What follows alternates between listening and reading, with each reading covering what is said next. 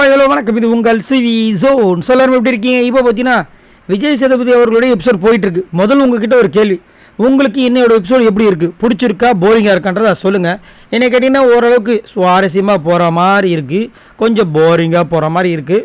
But இருந்தாலும் எனக்கு என்ன சொல்கிறதுன்னு தெரியல. ஆனால் ஒன்று மட்டும் எனக்கு தோணுது, என்னென்னா ஆண்டவரே எங்களை மன்னிச்சிருங்க, நீங்கள் மறுபடியும் வந்துருங்க அப்படின்ற மாதிரி நிறைய பேர் கதறாங்க என்னைய மாதிரியே. சரி, இப்போ பார்த்தீங்கன்னா ஒருத்தர் விசாரிக்கிறார். விசாரித்து நீங்கள் சூப்பராக பண்ணீங்க, நீங்கள் சூப்பராக பண்ணி சொல்லிட்டு நம்ம ஜெஃப்ரியை சொல்லி பாராட்டியிருந்தார். அதுக்கப்புறம் நம்ம ராணுவுக்கு நல்ல ஒரு பாராட்டு கொடுத்துருந்தாரு. ஒருத்தரை கேட்கும்போது சௌந்தர்யாவை கலாச்சார். அதுக்கப்புறம் மேடையில் ஒரு லவ் ப்ரப்போசல் வேறு நடந்துச்சு, செம்மையாக இருந்துச்சு. அடுத்தது பார்த்தீங்கன்னா நம்ம முத்துக்குமரன் கிட்ட வந்தார். முத்துக்குமரனுக்கு செம்ம கைத்தட்டலும் கிடச்சிது. அது மட்டும் இல்லாமல் முத்துக்குமரன் வந்து அவருடைய விஷயங்கள் அப்படியே உடைச்சார். என்னென்னா ஆசை, அதாவது இந்த வீட்டுக்குள்ளே வந்துட்டு நிறைய பேர் நக்கல் நையாண்டித்தனம் பண்ணணும்னு ஆசை. அந்த மாதிரி பண்ணால் வந்துட்டு பிரச்சனையாயிடும்.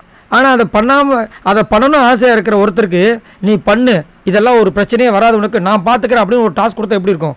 அதுதான் அந்த ஸ்டூடெண்ட் டாஸ்க்கு. அதில் வந்து கடைசியாக வந்து மென்ஷன் பண்ணியிருந்தாங்க, நீ ஒரு கேடி பையன் அப்படின்ட்டு. அதனால் அவர் வந்து இந்த வாரம் முழுக்க அவர் மனசில் இருந்த எல்லாத்தையுமே கொட்டியிருக்கார். அதை அங்கே வந்து உடைக்கிறார். சார் ரொம்ப ஜாலியாக இருந்தேன் சார், ரொம்ப ஜாலியாக இருந்தேன், என் மனசில் என்னென்ன இருக்கோ எல்லாத்தையுமே நான் கொட்டினேன்.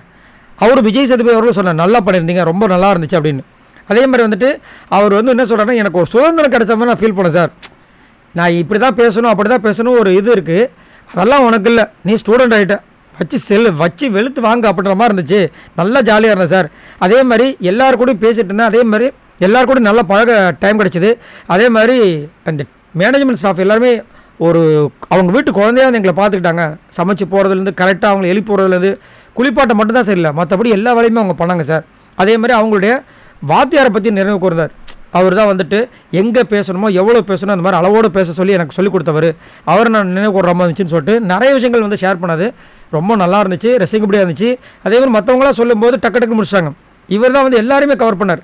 அங்கே இருக்கிற ஸ்டாஃபாக இருந்தவங்க எல்லாருமே, டீச்சராக இருந்தவங்க எல்லாருக்கும் ஒருத்தராக குறிப்பிட்டு நன்றி சொன்ன விஷயங்கள் ரொம்ப நல்லா இருந்தது. அதுதான் முத்து எப்பயுமே எல்லாருமே வந்து கவர் பண்ணுவாப்புல. கூடவே பற்றி ஒரு சூப்பரான விஷயத்த சொன்னார். அதுதான் முத்துக்குமாரனோட ஒரு சூப்பரான விஷயங்கள். சார் கடைசியாக எல்லாத்தையும் முடிச்சுட்டு வெல் அப்படின்னு சொல்லிட்டு எனக்கு ஃபஸ்ட்டு ப்ரைஸ் கொடுத்தாங்க. அது மட்டும் எனக்கு கொஞ்சம் உடன்பாடு இல்லை, எல்லாருக்குமே உடன்பாடு இல்லைன்னு நினைக்கிறேன் அப்படின்னு சொல்லிட்டு அதை அங்கே வந்து உடைச்சார். ஏன்னா நிறைய பேர் வந்துட்டு அப்பாடா கொடுத்துட்டாங்க, இதுக்கப்புறம் எதையும் பேச வேணாம், கப்சுப்புன்னு வாயை மூடிக்கலான்னு இருப்பாங்க. பட் அதை பண்ணுறது கிடையாது, எல்லாமே வெளிப்பட முத்துக்குமரன். அதுதான் வந்து அவருக்கு பயங்கர ஹைலைட்டாக இருக்குது. சரி, நீங்கள் உங்களோட கருத்து சொல்லுங்கள். ஆஸ் ஏ முத்து ஃபேனாக உங்களுக்கு பார்க்கும்போது எப்படி இருந்துச்சு? எனக்கு வந்து நான் ஒரு ஃபேன் கிடையாது, பட் எனக்கு ரொம்ப பிடிச்சிருந்தது அவர் சொன்ன விஷயங்கள். உங்களோட கருத்து சொல்லுங்கள் பாய் நண்பர்களா.